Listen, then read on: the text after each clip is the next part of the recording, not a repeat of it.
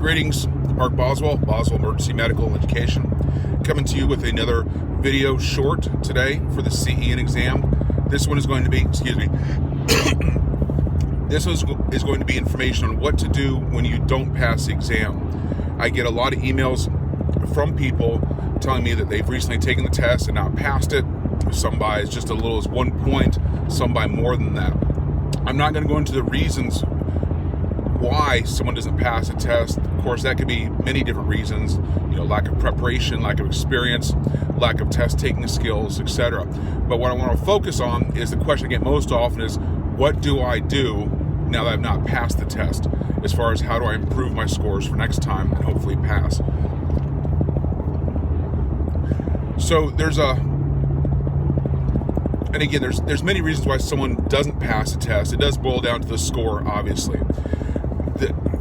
The easiest and broadest answer I can give people is to study the areas you're weak in, the areas you didn't do so well in. Well, how do you know which areas you're weak in? Well, the nice thing about the exam is as soon as you're done, on the score sheet printout, you get a score broken down by sections on the exam. Those are the content areas, and those are actually from the exam blueprint. So when the exam says it has, I'm just guessing here, 21 neurological questions, it will show you under neurological on the exam report that you got X number of points out of the 21. So you can take that score sheet. This is actually the sad part. A lot of people don't pass, and I get this. As soon as they walk out and they see they didn't pass, they just tear up or wrinkle up and throw away that score sheet and it's gone. So I encourage you, find your score sheet, or at least make sure you don't throw it out, okay? Even if you don't pass, because that's going to tell you, basically you've just done an assessment on yourself showing what your strong areas are and your weak areas are.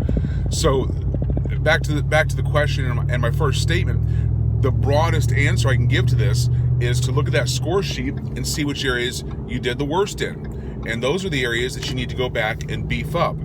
So how do you do that? I've mentioned before in other videos, I'm not a big fan of studying for the exam from just questions and answers. Yeah, there are ways you learn from those, but they're really not ways to develop the connections in your brain to store knowledge.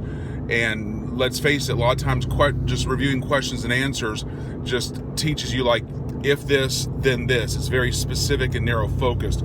There are some products out there where question and answer books or review material are not written very authoritatively, and the rationales aren't very useful. That's, as a side note, that's one of the things I try and do when I write these question and answer books, is to make sure the rationale can give you some learning from it. So it's not just, answer A is the right answer because of this, but also why are answers B, C, and D not correct either, and try and throw some learning in there. That's one of the reasons why it takes a while to write good teaching and learning questions for students or exam candidates. So I'm not going to recommend strongly that you use just review question and answer materials to beef up your score area. What I recommend is you seek out and find a textbook, not a study guide per se, but an actual textbook, like a college textbook on emergency nursing. One that gives you a lot more in-depth knowledge base to actually study from, like back when you were in school, to read, review, take notes, highlight certain things, write stuff out, just like you did back in high school and college. Right now, there's really two books out there I recommend. I do recommend the latest version of Sheehy's Emergency Nursing. I believe it's the 7th edition currently. I don't want to commit to that statement particularly, but make sure it's the latest one. I have a copy myself. I've looked through it. It is going to give you, and I've looked through it section by section. It's going to give you about 90% of the content that's on the CEN exam. There are still a few topics that are not in Sheehy's book, but overall, dollar for dollar, is a good investment of money. So look at your score sheet, find your weaker areas, and then spend time going back into a textbook and learning about those topics. Okay. Make sure you also download the latest CEN exam blueprint. which is on the BCEN website. You can download that, print it off, and it will actually tell you all the topics that are in each section. Because I will say this also, Sheehy's book has more than is on the exam, and I would not want someone to burden themselves with studying a specific topic that's not on the exam blueprint. I would rather you focus your time on things that are actually on the exam. So get a copy of the latest CEN blueprint.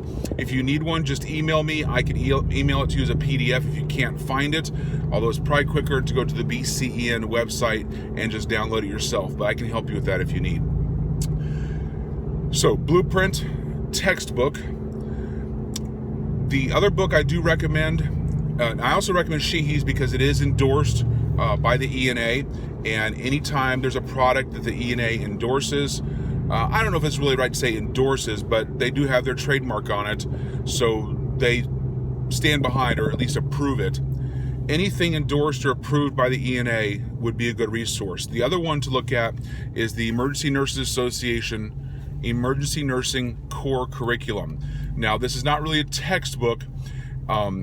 It's more, there's more words in it than just a regular study guide, but it is basically an outline with some in-depth explanation on particular emergency nursing topics. This also, as I have a copy too, I've gone through it, does not have everything that's on the test, but again, it has most of it. So it's a good, also I feel, investment for your money. So Sheehy's Emergency Nursing, I believe it's called Principles and Practice. It's a hardcover textbook. And then second line, the Emergency Nursing Core Curriculum, which is more of a review outline with some enhanced text to it to help expound upon certain things, and then the blueprint. So those three things. The last one I would mention is the ENA CEN review. I think it's called Manual. I don't have it in front of me. This is the big blue book sold by the ENA on their website, and maybe Amazon too, but don't pay the Amazon price, please. It is overinflated. Buy it from the ENA. Currently it is the 4th edition. It is not completely current with the current exam blueprint.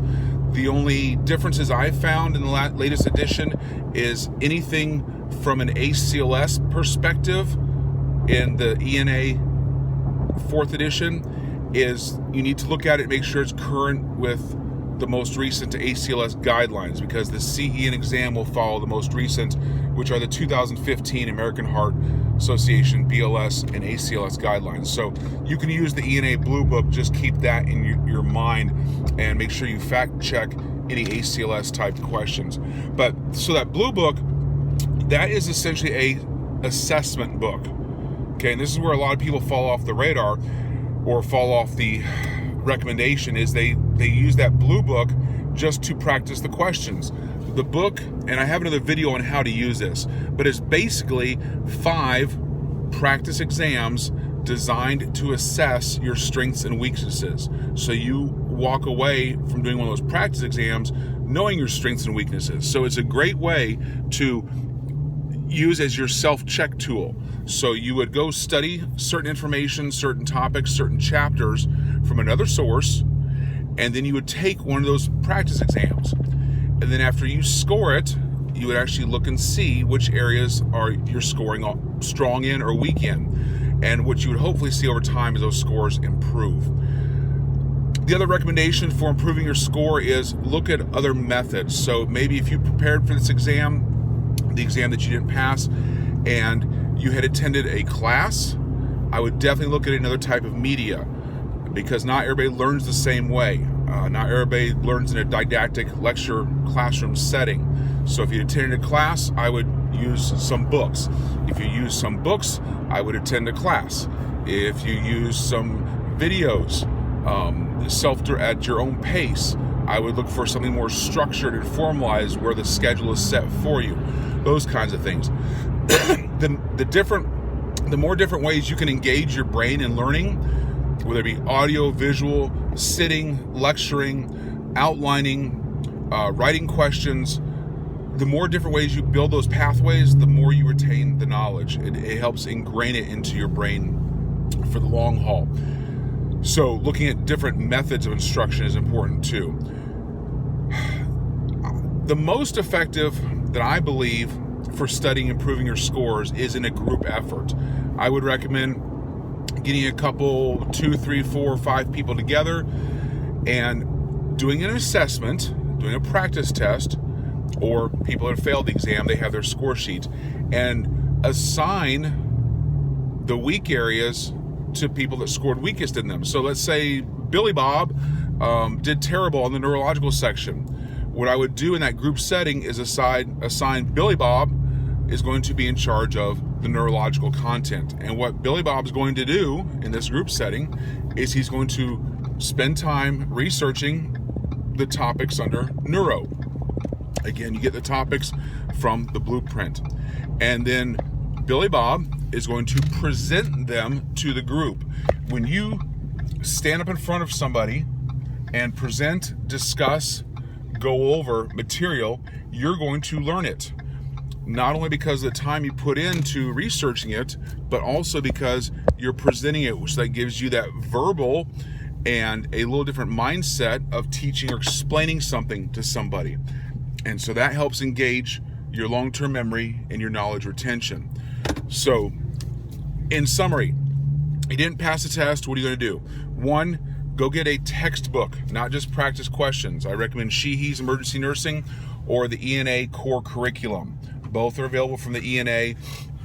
I recommend those as your primary review source for additional information. Secondary would be to get the ENA 4th edition CEN review manual, which is the 5 practice tests to do an assessment on yourself if you don't have your score sheet from your failed attempt. This book will also be useful to continually reassess yourself.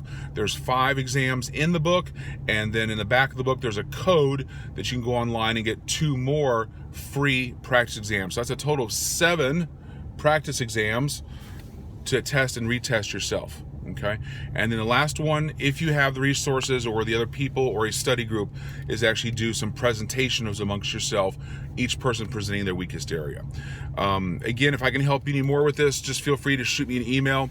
It's on my website. I'm going to try and put it below in the comments here, but it's boswellemt@gmail.com. That's BOSWELLEMT@gmail.com.